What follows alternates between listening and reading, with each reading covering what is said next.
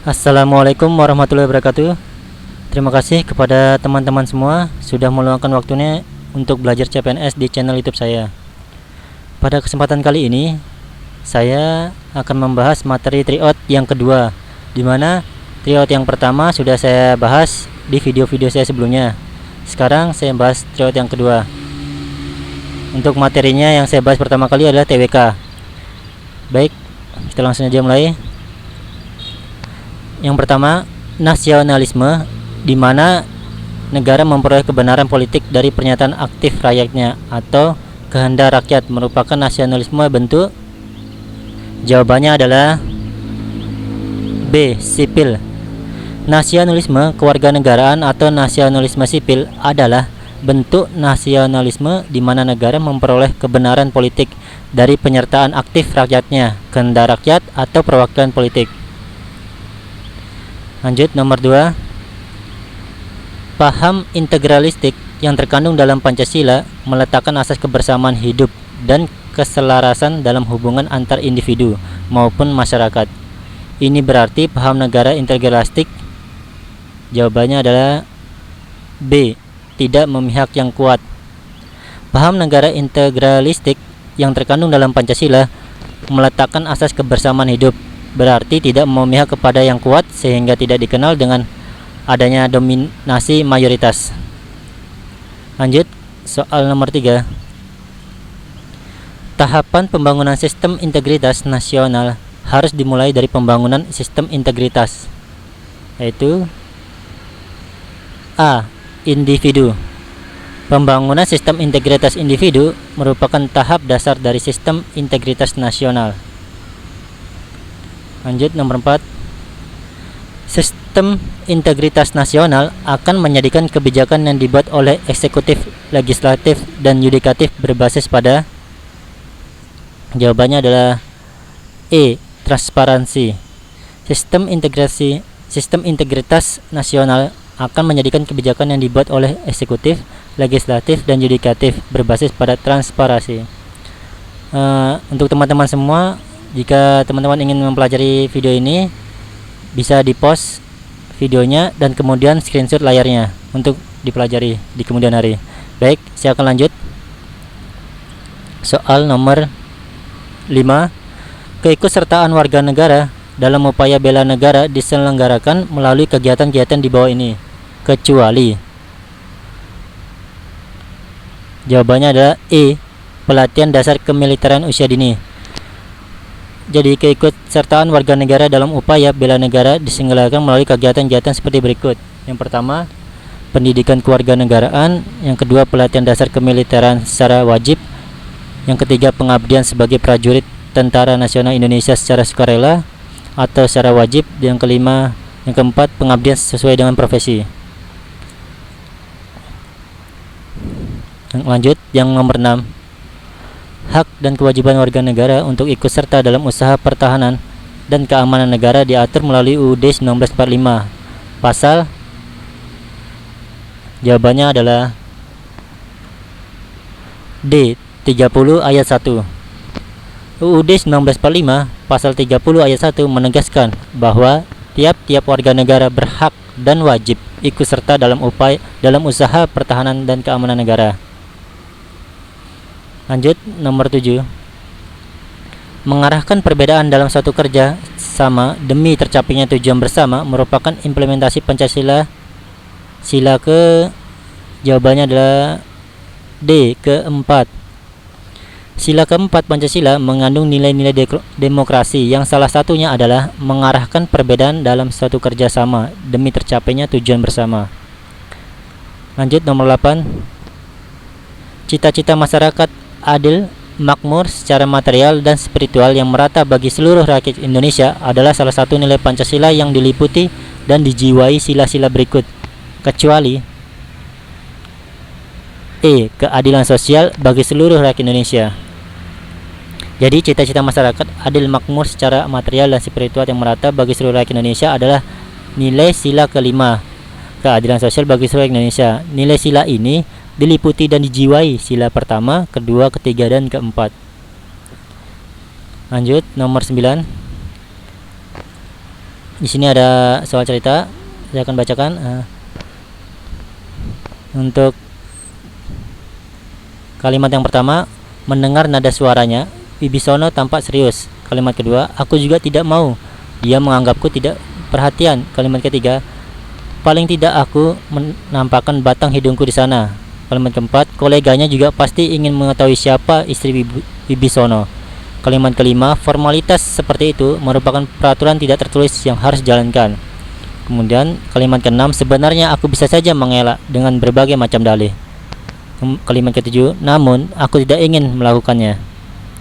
Majas dalam kutipan tersebut terdapat pada kalimat bernomor. Jawabannya adalah C, 3. Kalimat bermajas pada kutipan tersebut adalah kalimat 3. Paling tidak aku menampakkan batang hidungku di sana. Itu kalimatnya. Jenis majas pada kalimat tersebut adalah synecdoche pars pro toto, yaitu majas untuk mengungkapkan sebagian dari objek untuk menunjukkan keseluruhan objek. Lanjut, nomor 10. Indonesia adalah negara yang di dalamnya terdapat 6 agama yang dianut oleh warga negaranya. Hubungan agama dengan negara yaitu B. Indonesia memperhatikan kehidupan agama. Jadi setiap warga negara dijamin kebebasannya untuk memilih salah satu agama yang ada dan diakui oleh pemerintah. Pemilihan agama yang hendak dianutnya merupakan hak setiap orang, dan negara dilarang melakukan pemaksaan. Hal ini diatur pada pasal 29 UUD 1945 dan Pancasila Sila Pertama. Lanjut, soal nomor 11. Pada hari terakhir sidang BPKI yang pertama, Dr. Rajitman Widyodiningrat membentuk panitia kecil atau panitia 8 yang diketahui oleh. Jawabannya adalah C. Insinyur Soekarno. Panitia 8 bertugas untuk memeriksa semua usulan lisan dan tertulis mengenai calon dasar negara untuk Indonesia merdeka. Panitia ini bekerja ketika BPKI sedang reses. Panitia 8 diketuai oleh Insinyur Soekarno. Soal nomor 12. Dalam sidang BPKI pertama, Insinyur Soekarno mengemukakan prinsip untuk dijadikan dasar negara Indonesia adalah. Jawabannya adalah B. Kebangsaan Indonesia, internasionalisme atau perikemanusiaan, mufakat atau demokrasi, kesejahteraan sosial, ketuhanan. Jadi pada tanggal 1 Juni 1945, Insinyur Soekarno mengajukan usulan calon dasar negara, yaitu ada 5. Pertama, nasionalisme, kebangsaan Indonesia. Yang kedua, internasionalisme, perikemanusiaan. Yang ketiga, mufakat atau demokrasi. Yang keempat, kesejahteraan sosial. Yang kelima, ketuhanan kebudayaan. Lanjut, soal nomor 13. Insinyur Soekarno mengemukakan bahwa kelima prinsip calon dasar negara bisa diperas lagi menjadi trisila, yaitu E. Sosionasionalisme, sosiodemokrasi, dan ketuhanan. Lanjut, soal nomor 14. Indonesia yang menganut ideologi Pancasila dalam hal hubungan warga negara dengan negara adalah C. Seimbang. Jadi kedudukan seimbang maksudnya adalah kepentingan negara maupun kepentingan warga negara sama-sama dipentingkan. Itu yang dimaksud kedudukan seimbang. Lanjut, soal nomor 15. Sebelum Indonesia merdeka, pokok pikiran untuk membentuk suatu negara menjadi hal yang sangat penting untuk dibahas. Bagi Indonesia, pokok pikiran untuk membentuk suatu negara yaitu A. Persatuan, keadilan, kerakyatan, kemanusiaan yang berketuhanan. Oke, lanjut, soal nomor 16. Bergotong royong dan menjaga kerukunan hidup di dalam masyarakat merupakan salah satu contoh bahwa Pancasila mengandung nilai. Jawabannya adalah C. Praktis. Jadi nilai praktis adalah nilai yang dilaksanakan dalam kehidupan sehari-hari, bahwa nilai dalam masih hidup di tengah masyarakat berbangsa dan bernegara. Lanjut, soal nomor 17.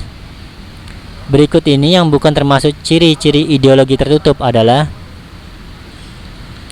Jawabannya D. Dasarnya bukan keyakinan ideologis kelompok orang, tetapi hasil musyawarah dari masyarakat. Jadi musyawarah merupakan salah satu ciri ideologi terbuka, karena dengan adanya musyawarah, menandakan ideologi tersebut mau menerima masukan untuk memperbaiki lagi sehingga tidak tertinggal zaman, tentunya tanpa mengubah nilai pokok yang ada di dalamnya. Lanjut soal nomor 18. Peraturan daerah berada di urutan terakhir pada hierarki perundangan. Peraturan daerah dibuat oleh D. DPRD dan gubernur. Jadi perda itu dibuat oleh DPRD provinsi dan gubernur untuk melaksanakan peraturan hukum di atasnya dan menampung kondisi khusus yang terjadi di daerah yang bersangkutan. Lanjut soal nomor 19. Alasan yuridis pembukaan UUD 1945 tidak dapat diubah adalah A. Pembukaan UUD 1945 tetap melekat erat dengan terbentuknya negara. Jadi pembukaan UUD 1945 mengandung makna yang dalam bagi terbentuknya negara Indonesia. Di dalamnya terdapat perjuangan negara Indonesia untuk mendapatkan kemerdekaan serta cita-cita bangsa Indonesia yang harus dicapai. Lanjut soal nomor 20. Kemerdekaan merupakan jalan untuk mewujudkan cita-cita bangsa. Merupakan makna yang terkandung dari pembukaan UUD 1945 alinea. Jawabannya adalah D. Pada pembukaan UUD 1945 alinea keempat dijelaskan cita-cita yang akan dicapai bangsa Indonesia adalah memajukan kesejahteraan umum, mencerdaskan kehidupan bangsa, dan ikut melaksanakan ketertiban dunia. Baik, jadi sekian dari materi triot yang kedua tentang TWK part 1-nya. Untuk part 2-nya bisa dilihat di video saya selanjutnya. Terima kasih atas waktunya. Assalamualaikum warahmatullahi wabarakatuh.